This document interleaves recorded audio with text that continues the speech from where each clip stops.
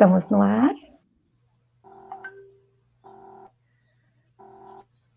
Bem-vindos ao nosso Evangelho de domingo.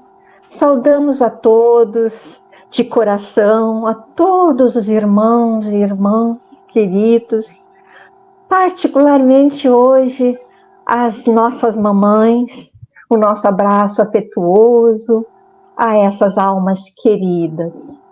Vamos agora passar a palavra ao nosso presidente, José Daniel, para as suas considerações. Então, nosso bom dia a todos, estejamos em paz. Desejamos já logo de início a todas as mães que nos assistem, um feliz Dia das Mães, que possam receber nossas vibrações calorosas, que possam receber também o acolhimento e o afeto dos seus entes queridos, nesses momentos tão difíceis pelos quais viemos passando. Sabemos que nesses instantes de maior dificuldade, é o abraço e o carinho de mãe, as coisas que mais nos confortam. E mesmo que as nossas mães não estejam conosco no plano material, estarão conosco no mundo espiritual, porque os corações jamais se afastam, mesmo perante a morte. Ficamos apenas separados momentaneamente, mas os nossos corações e os nossos pensamentos continuam unidos. E é com essa união que queremos desejar também que todos possamos estar juntos, pensando nos ensinamentos de Jesus e neles refletindo, a fim de mudarmos o nível vibratório do qual estamos presentes, a fim de encontrarmos mais harmonia, mais serenidade, e novas esperanças e novo ânimo perante o quadro tão dramático pelo qual temos passado.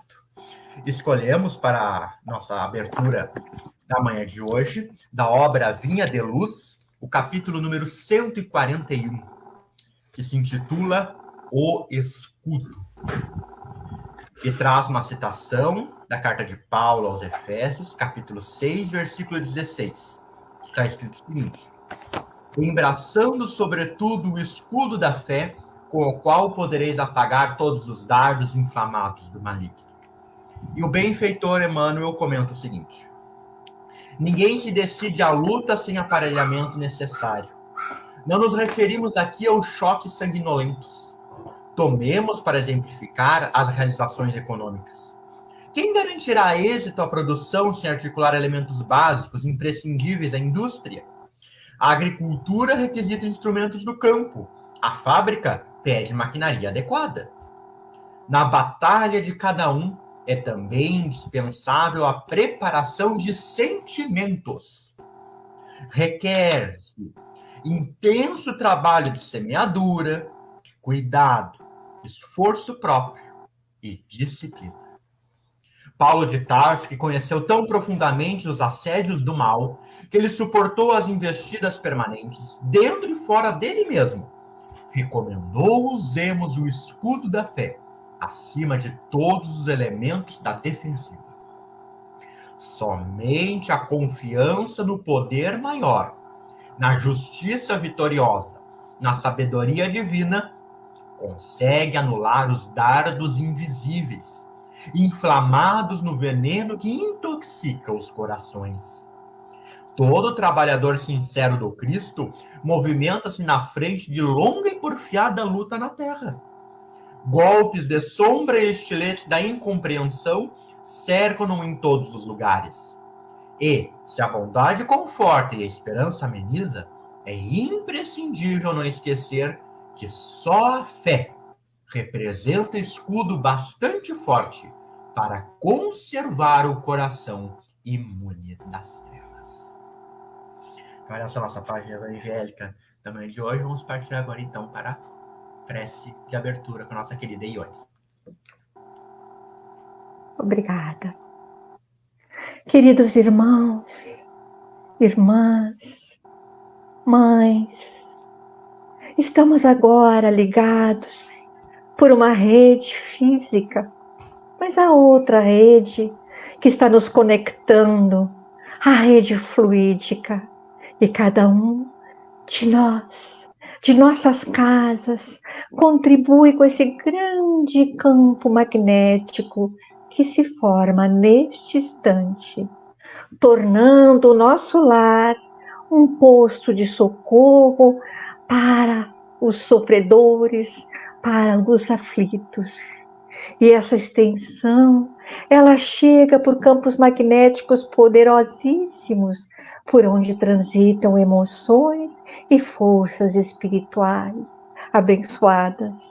E esse campo, que antes era restrito a um espaço físico, impactado por forças gravitacionais, agora chega a nossas casas de forma direta, aberta. A luz transitando de forma aberta, formando um uníssono no extenso campo magnético, composto por todos que aqui se reúnem neste momento, com as mentes interconectadas num único pensamento e sentimento. Busquemos dentro de nós aquilo que temos de melhor. Senhor Jesus, te rogamos ao coração amigo que nos envolva neste momento, pacificando-nos, fortalecendo-nos à vontade de servir no bem, com amparo e inspiração aos benfeitores. Damos início ao nosso estudo de O Evangelho segundo o Espiritismo deste domingo. Hoje, então, temos a nossa querida Heloísa Sabidotti, trabalhadora da Sociedade Espírita Allan Kardec, que vai trabalhar o capítulo 1, Não Vim Destruir a Lei. Contigo, Elô.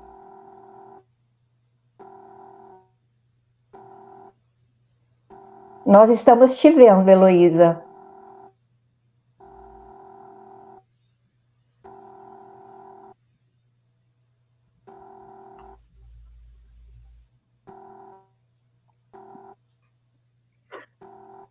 Acho que temos um pequeno problema técnico. Vamos aguardar um pouquinho. Vamos aguardar que daqui a pouco ela restabelece ali a conexão dela e aí já tem a palavra.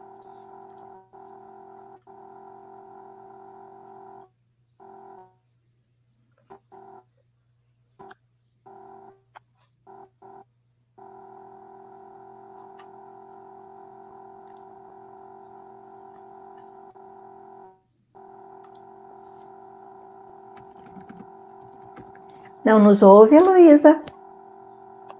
É que eu já mandei aqui, acho que agora ela já vai começar.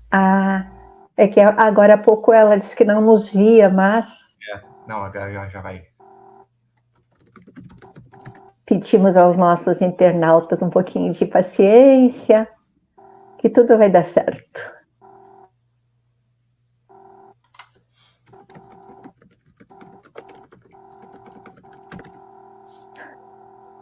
Estamos envolvidos na paz de Jesus. Vim destruir a lei, é o capítulo. Kardec inicia este capítulo trazendo as revelações, as 3 revelações, Moisés, Cristo, João, e para iniciar o capítulo, ele transcreve palavras do evangelista Mateus, capítulo 5, versículos 17 e 18. Não penseis que eu tenho vindo destruir a lei ou os profetas, não os vim destruir, mas cumpri-los. Porquanto, em verdade vos digo que o céu e a terra não passarão, sem que tudo que se acha na lei esteja perfeitamente cumprido, enquanto reste um único iota e um único ponto. Então, a pergunta que se faz nesse capítulo é: que lei Jesus diz que os profetas, para nosso estudo, essa obra de Emmanuel, A Caminho da Luz, de Francisco Cândido Xavier, das 3 revelações, e é um livro de interesse para todos que gostam de estudar o Evangelho, principalmente neste capítulo. Moisés, foi dito por Kardec, que Moisés traz a primeira revelação da lei divina. Ele inicia as suas anotações, dizendo que a lei mosaica está dividida em duas partes: a lei de Deus, promulgada no Monte Sinai, e a lei civil ou disciplinar, decretada por Moisés.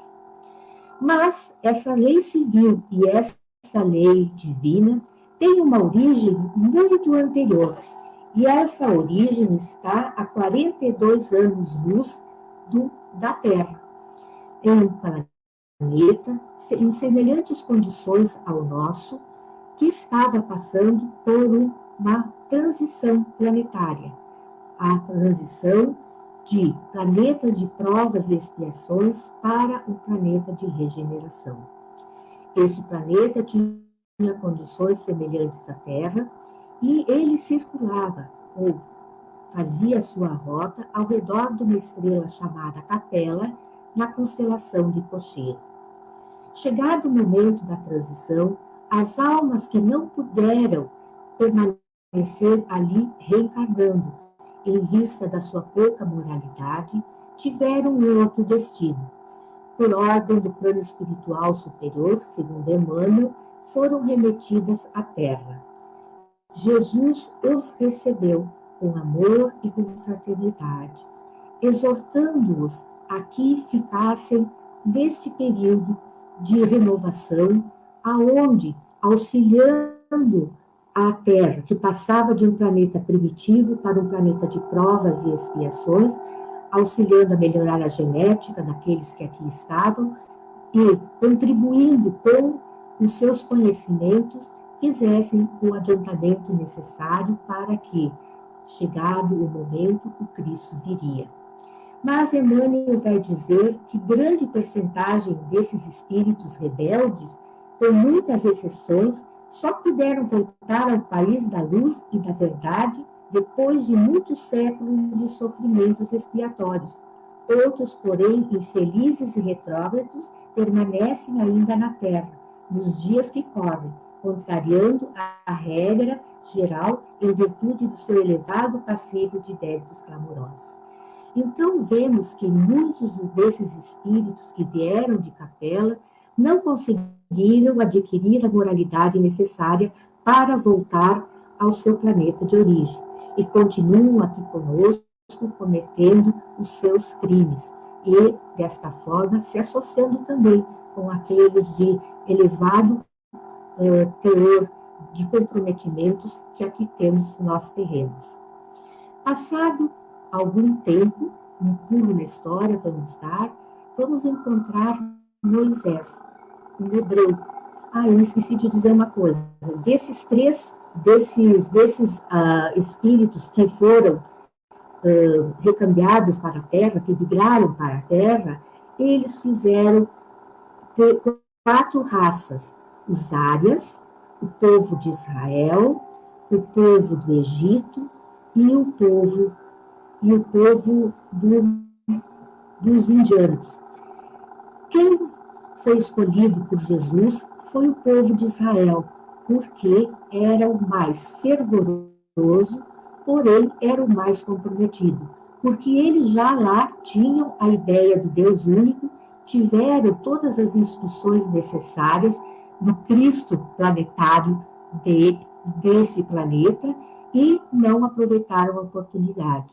Então, o Emmanuel nos diz: a quem muito foi dado, a muito será pedido. Então, a eles, o povo de Israel, é que foi dada a incumbência de preparar a chegada do Cristo. Dando um salto, agora sim, vamos encontrar Moisés, um camponês que apacentava ovelhas, com 80 anos de idade. Certo dia, enviados de Deus lhe deram a incumbência de reunir o povo de Israel e assim fazer com que este povo pudesse sair do Egito, porque estavam ali há 400 anos escravizados. Moisés vai até o faraó e pede a libertação de seu povo. Entretanto, o faraó nega E isto ocorre por 10 vezes. A cada negativa de que o faraó não libertasse os hebreus, ocorreram as pragas que invadiram o Egito, as conhecidas 10 pragas, sendo que a última foi a morte dos primogênitos, inclusive do filho do faraó. Desta feita, o faraó então decide libertar os hebreus.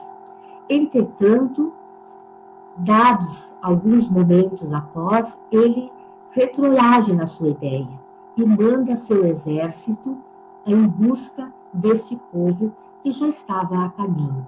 Chegando à beira do mar, abre-se as águas do Mar Vermelho, como um registro bíblico, e assim os hebreus passam e as águas voltando ao leito, elas afogam os soldados egípcios. Passado esse primeiro momento, acontece então a peregrinação pelo deserto, em busca da terra prometida, Canaã. Essa peregrinação, ela se dá por 40 anos e por um motivo muito especial. Este povo tinha assimilado muito a cultura egípcia e era necessário retomar aquela cultura do Deus único, aquela cultura que eles traziam do planeta de origem. Então, esses 40 anos serviram para que uma geração perecesse e uma nova geração, então, tomasse o caminho, agora já sob a liderança de Moisés. Em certo ponto do caminho, Moisés deixa o povo reunido e vai por 40 dias e 40 noites ao Monte Sinai, onde recebe a tábua dos 10 mandamentos. Ao retornar, encontra também com os registros bíblicos que o povo havia feito um bezerro de ouro com aquele material que tinham trazido do Egito, seus pertences, e começaram novamente a executar aquela mesma formalismo da religião egípcia. Moisés fica muito decepcionado, mas segue seu caminho. E como essa geração mais primitiva, ela perece, os novos já são incentivados a novamente crer no Deus único e também Moisés faz 613 leis, que são as leis que eram chamadas as leis civis, na medida em que precisava conter esse povo que estava muito desorganizado. Essas 613 leis civis fazem parte do Deuteronômio, que é um dos 5 livros do Pentateuco que Moisés criou e que fazem parte do Antigo Testamento. Seguindo-se esse caminho, Moisés chega à porta de Canaã, mas ali perece. E o povo, então, toma conta do território que hoje seria o pertencente a Israel. Passado esse período, nós vamos ver aqui em Kardec que ele diz que os 10 mandamentos são a lei imperecível de Deus e que era feita em prescrições, à exceção do primeiro mandamento, de amar a Deus, todas elas têm a palavra não. Não pronunciar, então, o nome do Senhor, não matarás, não cometerás adultério, não roubareis, não prestarei testemunho falso contra o vosso próximo, não desejareis a mulher do próximo, não cobiceis a casa do vosso próximo, nem o seu servo, nem a sua serva, nem seu boi, nem seu asno, nem qualquer coisa que lhe pertença. Os únicos mandamentos positivos, além do amar a Deus, é lembrar-se de santificar o dia de sábado e honrar o vosso pai e a vossa mãe. Nós vemos aqui a primitividade desse povo e é como nós fazemos com as nossas crianças. Nós as educamos, não faça isso, não faça aquilo, e poucas são as ordens positivas. No Deuteronômio existem também, a maioria de suas regras é não fazer algo, e as regras positivas, fazer algo. Essas regras do Deuteronômio ainda são seguidas pelos judeus da atualidade, mas Emmanuel nos diz que o plano superior está providenciando que venham, através dos patriarcas do Egito, a nova revelação, de forma a que as leis do Deuteronômio sejam modificadas e que assim passe a ser o povo de Israel da atualidade também um sustentáculo para a doutrina do Cristo. Kardec segue falando que a segunda revelação da lei divina é o Cristo. E como nós vimos no início do Evangelho, ele disse que não vinha destruir a lei e nem os profetas. E Kardec vai nos dizer que Jesus veio dar-lhe o verdadeiro sentido e adaptá-la ao grau de adiantamento dos homens, os 10 mandamentos. Então, a lei que Jesus vem cumprir são os 10 mandamentos. Ele transforma esses 10 mandamentos em 2: amar a Deus sobre todas as coisas e ao próximo como a si mesmo. Desta forma, ele consolida esta lei de uma maneira que todos nós possamos cumpri-la. Porque se nós não queremos alguma coisa que nos faça, nós também não devemos fazer ao outro.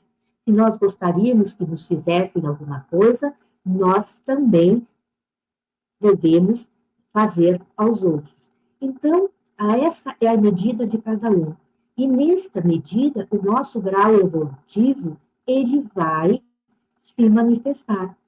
Vemos hoje, com esse desastre climático que temos, quantas pessoas, usando das suas capacidades de fazer a caridade, de amor ao próximo, auxiliando aqueles que estão em situação de perigo.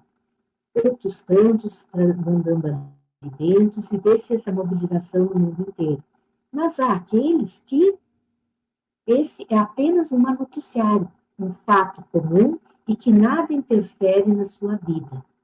E aí é que vemos a graduação. Se eu estivesse nessa situação, eu não gostaria de ser socorrido, eu não gostaria de que providenciassem os mantimentos, que providenciassem a minha segurança. Então, desta forma, a gente vê que, como Kardec falou, que era um grau de adiantamento dos homens, também ali a lei do Cristo é permeável, nos deixando usar o nosso livre-arbítrio. E também, obviamente, teremos as consequências que gerarão das nossas atitudes. Lembrando aquelas palavras, né, de que a quem muito foi dado, muito será pedido. E prestaremos, então, conta das nossas atitudes. Esta lei, ela é imutável. Os 613 mandamentos, Jesus tratou de amenizar aqueles que não poderiam ser totalmente retirados de imediato, dada a característica do povo. Então, vemos que Jesus sabia exatamente, com a sua psicologia, com a sua metodologia, nos trazer o quanto nós podíamos realmente assimilar a lei divina. Outras leis ele desafia. Nós temos, por exemplo, lavar as mãos. Temos aquela passagem em que Jesus vai à casa de uma pessoa e, ao almoçar, ele não lava as mãos. E aqueles que estavam ali assistindo essa cena perguntam aos seus discípulos: teu mestre não lava as mãos. E aí é que Jesus diz aquela frase, né, que não é o que entra pela boca do homem que o corrompe, é o que sai pela boca dele. Um outro exemplo é outro exemplo, além de lavar as mãos, é guardar o dia de sábado. Jesus fez muitas curas no sábado e por isso era criticado. Mas esses exemplos mostram que Jesus estava dizendo: essas leis não são mais necessárias. Nós vemos que, na atualidade, os judeus continuam a seguir essas prescrições, mas, né, por ordem do plano espiritual superior, com a iluminação que receberão, também conseguirão se livrar desses gestos exteriores. Basicamente, Jesus combate todas essas regras que eram exteriores, gestos exteriores de adoração a Deus, porque tínhamos que nos lembrar que, na verdade, devemos honrar, amar e adorar a Deus em espírito. Jesus também disse que não desmentiria os profetas. E como é que isso ocorre? Né? Nós sabemos que no Velho Testamento, muitos dos profetas, eles falavam a respeito de como seria Jesus, como seria o Messias. E aí, então, as formas como eles diziam que o Messias deveria se apresentar, como deveria ser reconhecido, Jesus, faz os gestos e assim demonstra que ele era o verdadeiro enviado de Deus. Temos, por exemplo, João Batista, primo de Jesus, que dizia que não tinha nem a condição moral de abrir as sandálias do Mestre. Esse, João Batista, foi o último dos profetas. Os outros nós encontramos no Velho Testamento. E de forma velada ou de forma alegórica, eles trouxeram que Jesus seria reconhecido porque ele seria crucificado, ele seria reconhecido porque ele entraria em Jerusalém montado no burrinho, que ele seria vendido, traído e vendido por 30 moedas, e assim por diante. Então, os velhos profetas, eles traziam essas indicações de como nós reconheceríamos o Messias. Mas, infelizmente, os judeus não conseguiram entender o próprio falar dos seus profetas e acabaram crucificando Jesus. Mas a palavra de Jesus dizendo que viria cumprir os profetas significa que ele daria sinais exatamente aqueles que os profetas iriam identificar, diziam ao povo como identificar o profeta. Então, cumprir a lei, os 10 mandamentos e cumprir os profetas. Mas Kardec vai dizer que Jesus não foi um legislador comum, porque, apesar de ter autoridade divina, ele se impôs pela sua própria evolução. Moisés se utiliza da autoridade divina para impor as leis ao seu povo. Jesus, por ser um espírito mais elevado que a terra recebeu, então ele tinha essa superioridade moral e ele não foi um legislador moralista, como diz Kardec. Cabia-lhe dar cumprimento às profecias que anunciavam o seu advento, a sua chegada, e a sua autoridade vinha da natureza excepcional de seu espírito, de sua missão divina. Ele viera ensinar aos homens que a verdadeira vida não é a que transcorre na terra, e sim a que é vivida no reino dos céus. Viera ensinar-lhes o caminho a que esse reino conduz, os meios de eles se reconciliarem com Deus e de pressentirem esses meios na marcha das coisas por vir, para a realização dos destinos humanos. Mas Jesus disse que não poderia, naquele momento, dizer tudo, dado o grau ainda pequeno de elevação moral daqueles espíritos e de compreensão. Necessitava de mais um tempo. Por isso, ele traz o ensinamento moral, e esse Kardec, lá na introdução do Evangelho segundo o Espiritismo, diz que é a fonte para todas as religiões, porque ali não há discussão a respeito do que queria Jesus dizer. Então, a moral, ela é única.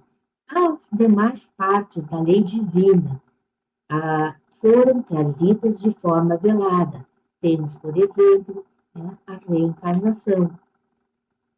Jesus fala na reencarnação, mas os judeus entendem ela como ressurreição, apesar de que os judeus, de uma certa forma, em sua maioria, diziam que criam na reencarnação, mas eles não se questionavam como seria essa reencarnação. Jesus falou de outros mundos, de novas moradas na casa do Pai, mas a percepção desses indivíduos ainda era muito pequena, porque, segundo Moisés, a terra prometida era a terra física, Canaã. Então, chegar ao grau de estruturação de que nós poderíamos viver em outro planeta naquela época, não haveria como ocorrer. E assim por diante. Então, essas lições Jesus deixou veladas para que houvesse um momento propício. E é por isso que hoje nós, através do Espiritismo, temos estudado as parábolas de Jesus, e essas parábolas, cada vez que nós estudamos, elas se mostram de uma forma diferente. Segue Jesus trazendo como a terceira revelação o Espiritismo. E Emmanuel vai nos dizer que o Espiritismo vinha, desse modo, na hora psicológica das grandes transformações, alentando o espírito humano para que não se perdesse o fruto sagrado de quantos trabalharam e sofreram no esforço penoso da civilização. Aqui nós temos que lembrar que Moisés, Jesus e o Espiritismo são os pontos cruciais para a implementação da lei divina. Mas outros missionários enviados por Jesus também vieram. Com as provas da sobrevivência, diz Emmanuel, vinha reabilitar o cristianismo, Jesus, né? Que a igreja deturpara, semeando de novo os eternos ensinamentos do Cristo no coração dos homens. Com as verdades da reencarnação, veio explicar o absurdo das teorias igualitárias absolutas, operando na restauração do verdadeiro caminho do progresso humano. Ensinando a lei das compensações no caminho da redenção e das provas do indivíduo e da coletividade, estabelece o regime da responsabilidade em cada espírito, que deve enriquecer a catalogação dos seus próprios valores.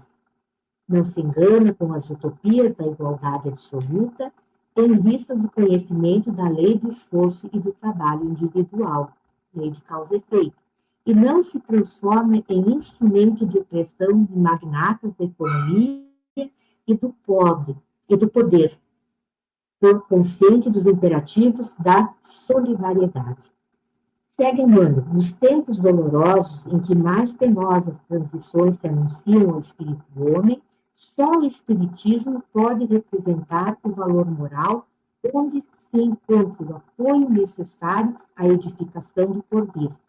Enquanto os utopistas da reforma exterior se entregam à tutela de ditadores impiedosos, como os da Rússia e da Alemanha, aqui temos que lembrar que esse livro veio a lume no século XX, o Espiritismo, a sua obra educativa, junto das classes intelectuais e das massas anônimas e sofredoras, preparando o mundo de amanhã para as doses imorredoras da lição do Cristo.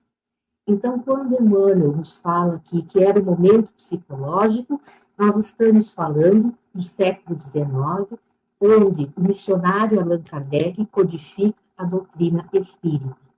Temos que lembrar que Kardec não usa o poder divino para implantar o espiritismo, tanto que ele troca o seu nome civil para Allan Kardec, que era uma das suas reencarnações entre os druidas. E ele, mais uma vez fazendo referência à introdução do Evangelho segundo o Espiritismo, ele diz que o que ele fez foi catalogar as mensagens do Evangelho, referentes, novamente, lembramos da moralidade que Jesus trouxe, e reunindo todas as mensagens que ele recebeu de diversas partes do mundo e de vários médiuns, ele o faz de uma forma a que seja palatável, que seja ordenado, numa ordem que nós possamos assimilar, mas que não foi um trabalho de influência da sua personalidade ou dos seus interesses ou conhecimentos ou das suas convicções. Ele se baseia exatamente nas lições dos espíritos da codificação. Então, Moisés usou o poder divino para que o povo judeu pudesse aceitar aquelas regras. Jesus já modifica esse sistema. Ele o faz pela sua autoridade moral. E Kardec, então, faz questão de frisar que é um trabalho coletivo dos espíritos que ele apenas consolida. Kardec, no texto do Evangelho, quando ele fala do Espiritismo, ele vai dizer que o Espiritismo é a terceira revelação de Deus, mas não tem a personificá-la nenhuma individualidade. É isso que nós estamos falando. Porque é fruto do ensino dado não por um homem, e sim pelos espíritos, que são as vozes dos céus em todos os pontos da terra, com o concurso de uma multidão inumerável de intermediários.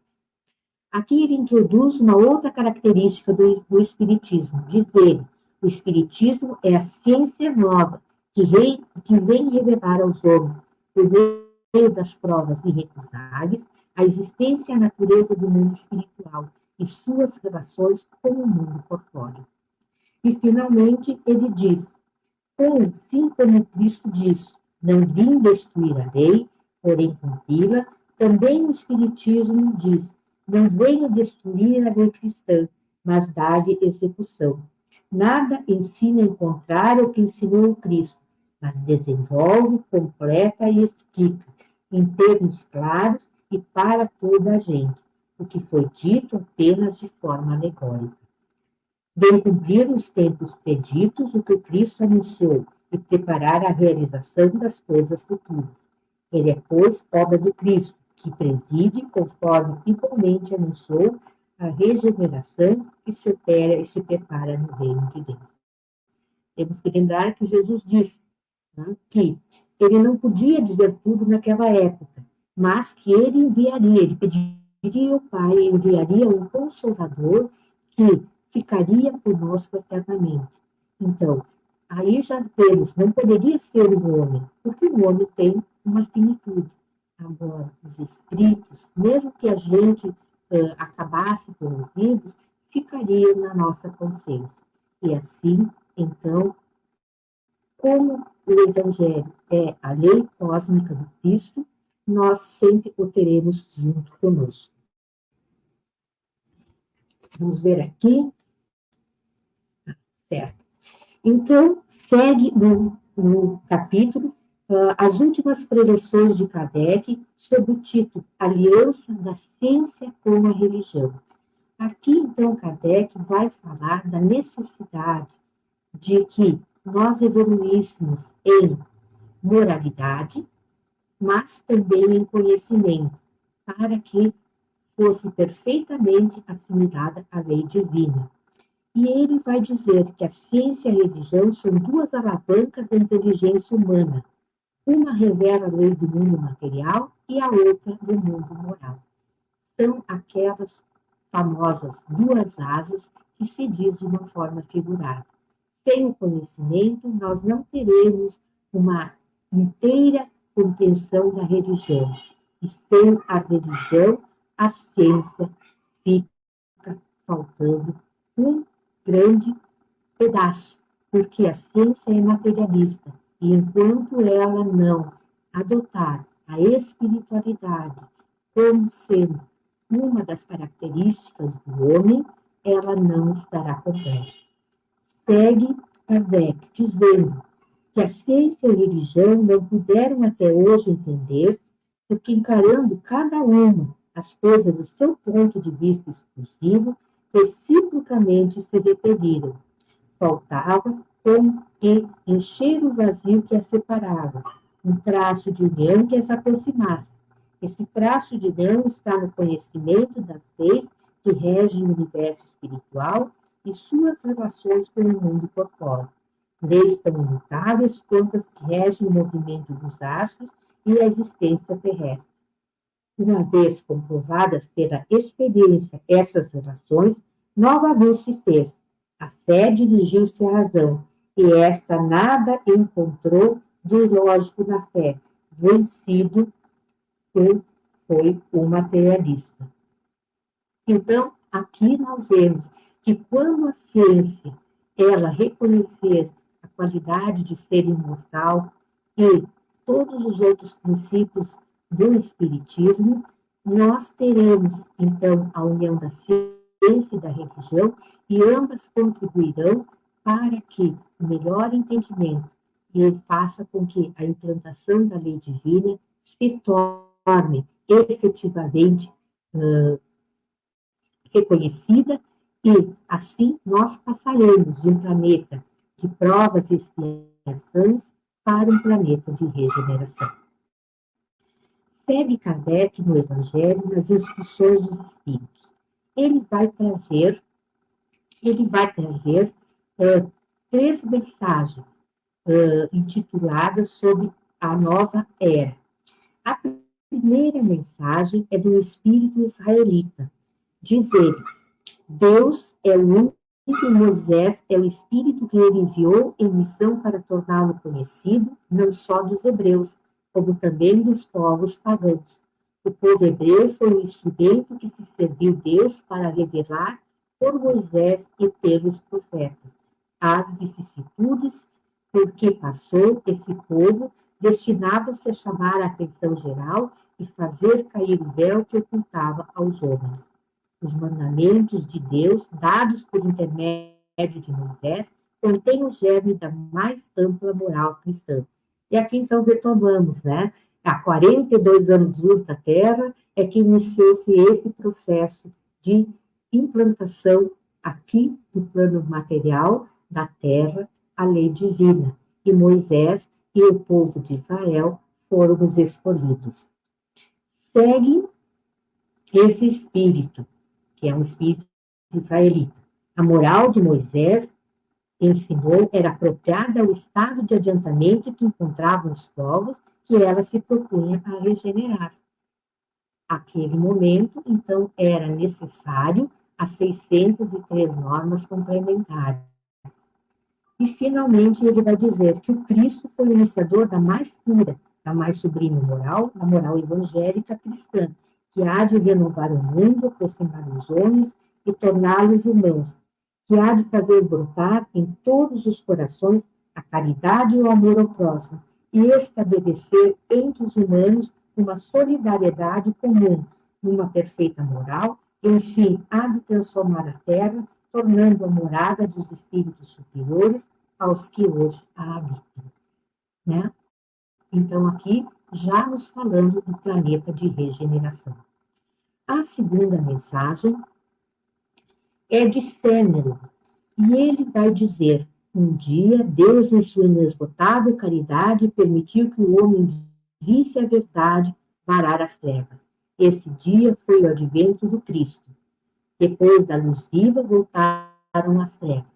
Então, aqui ele vai falar de desvios que, após a crucificação do Cristo, se passaram os séculos e a Igreja, principalmente a Igreja Romana, deturpou os ensinamentos do Cristo.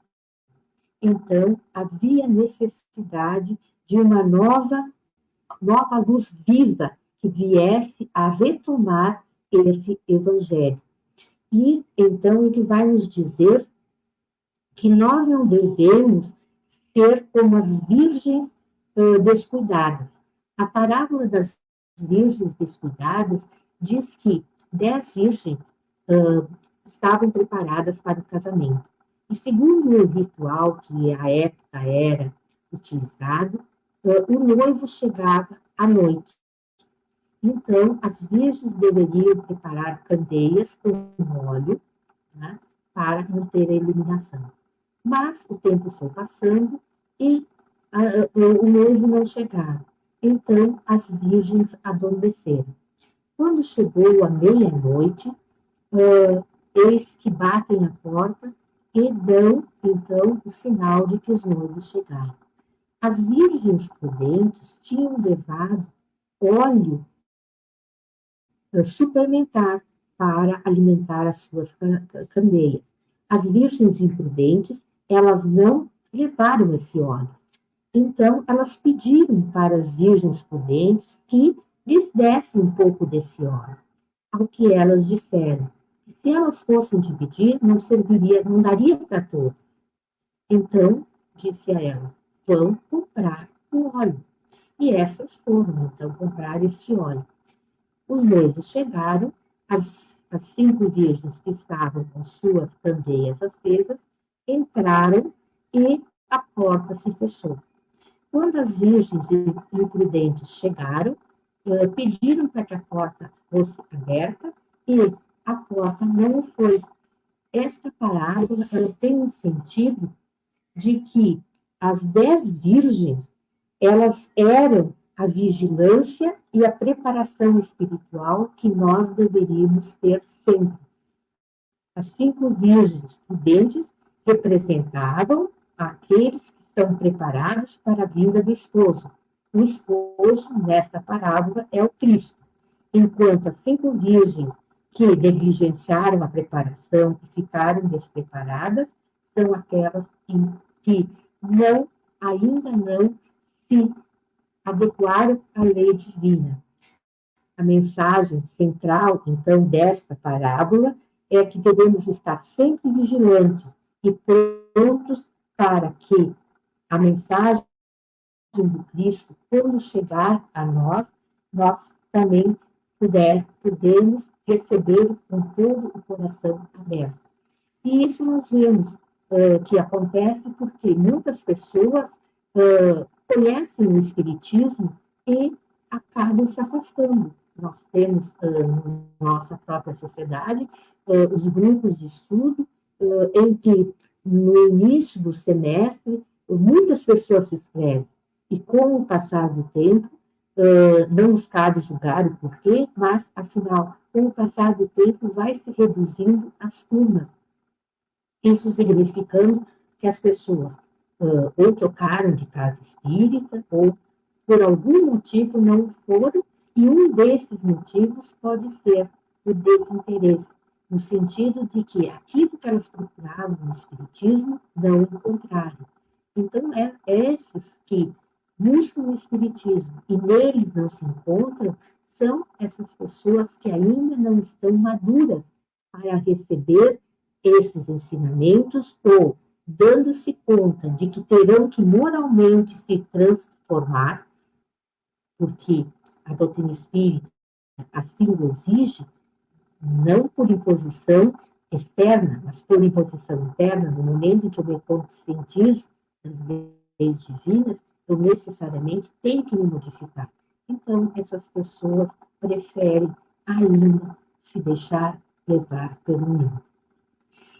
A outra referência que ele faz é sobre o São Bernardo. Diz ele que devemos ser como modernos São Bernardos, olhai e marchai para a frente, A lei dos mundos é a do progresso. Nós sabemos que São Bernardo participou da Segunda Cruzada, mas aqui o sentido que Fenelon usa não é o da cruzada, sabendo que as cruzadas elas causaram muitos danos à humanidade, mas o sentido de que da implantação da lei divina.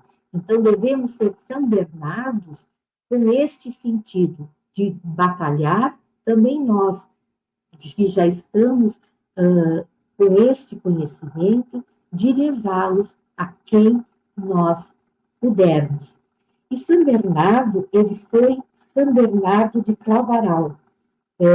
Ele era conhecido por uma vocação e pela sua expressividade em transmitir os ensinamentos da Igreja Católica, mas com aquela emoção que ele transformava, inclusive com seu dom da oratório, a conversão de muitas pessoas. Ele era um homem de estudo, de oração, seguindo a regra do mosteiro de São Bento. Ele declara que ele se dedica à oração, ao ensino da catequese, e seu dom de oratória converte muitas pessoas, inclusive o seu pai e o seu irmão. São Bernardo tinha uma devoção à Virgem Maria, e que era muito característica sua. E ele é considerado um exemplo de santidade, de sabedoria e dedicação à vida monástica. Suas obras continuam a influenciar e inspirar os cristãos até hoje. Então, não devemos ser como as virgens loucas ou as virgens despreparadas e, assim, nos prepararmos sempre para que novos conhecimentos sejam agregados. E assim fazemos hoje através do estudo sistematizado da doutrina espírita. A terceira mensagem é de Erasto, discípulo de São Paulo. Erasto vai falar de Santo Agostinho, dizendo que ele é um dos maiores vulgarizadores do Espiritismo. Parece estranho dizer que Santo Agostinho é um dos maiores divulgadores do Espiritismo, na medida em que ele é um santo católico, mas ele pertence, segundo Erasto, à vigorosa falange dos pais da Igreja, aos quais deve a cristandade seus mais sólidos receios. Santo Agostinho, ele teve no início da sua vida uma vida muito desregrada, e ele, chega ao momento em que encontra a sua porta de Damasco, como Paulo. E ele, então, ele acaba ingressando na vida religiosa e escreve 2 livros que são muito contundentes. O primeiro tem por título Confissões. Então, ali ele se apresenta como um filho pródigo e como a ovelha perdida. Ele confessa os seus desregramentos de juventude e discute as questões sobre o tempo e o mal do mundo. Então, aqui, deste livro, nós podemos tirar que a qualquer momento nós podemos deixar de optar pelo mundo material, no sentido de nos deixar levar somente pelas coisas de ordem material e nos voltarmos às coisas de ordem espiritual, nos transformando. O segundo livro dele foi Cidade de Deus.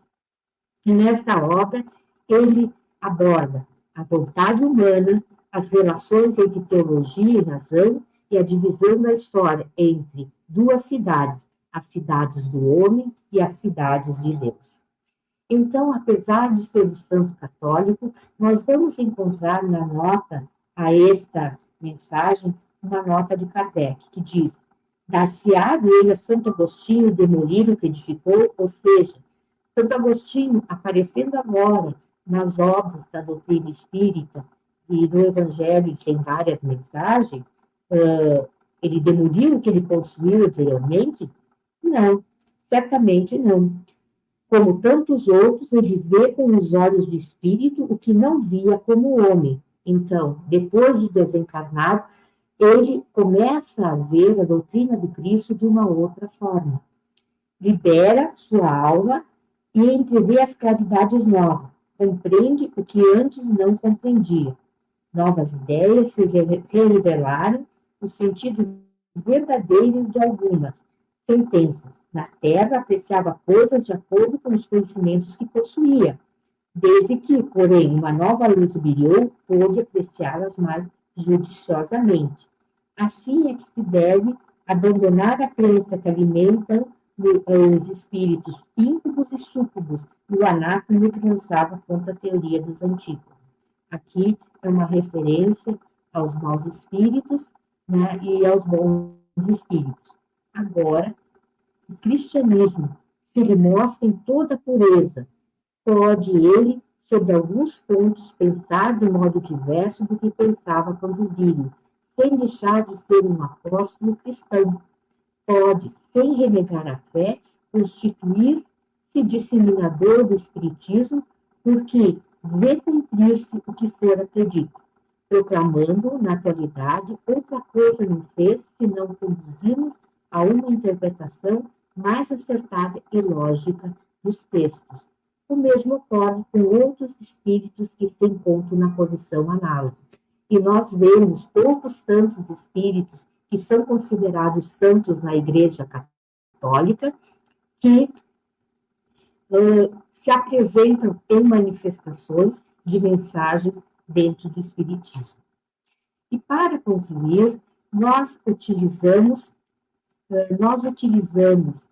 da mesma obra de A Caminho da Luz, um trecho em que Emmanuel vai nos falar do Evangelho do futuro. E ele diz: decorridos 3 séculos da lição santificante de Jesus, surgiram a falsidade e a má-fé, adaptando-se às conveniências dos poderes políticos do mundo, desviando-se dos princípios por favorecer doutrinas de violência oficializada. Ou seja, mesmo com a chegada do Espiritismo no século XIX, ainda há doutrinas que não se compatibilizam com esses ensinamentos. E ele segue: mas é chegado o tempo de um reajustamento de todos os valores humanos. Se as dolorosas expiações coletivas preludiam a época dos últimos ais do Apocalipse, a espiritualidade tem de penetrar as realizações do homem físico, conduzindo-os para o bem de toda a humanidade. E ele segue: o Espiritismo, na sua missão de consolador, é o amparo do mundo neste século, de declives na sua história. Só ele pode, na sua feição de cristianismo redimido, salvar as religiões que se apagam entre os choques da força e da ambição, do egoísmo e do domínio, apontando ao homem os verdadeiros caminhos. No seu manancial de esclarecimento, poder-se-á beber a linfa cristalina das verdades consoladoras do céu, preparando-se as almas para a nova era.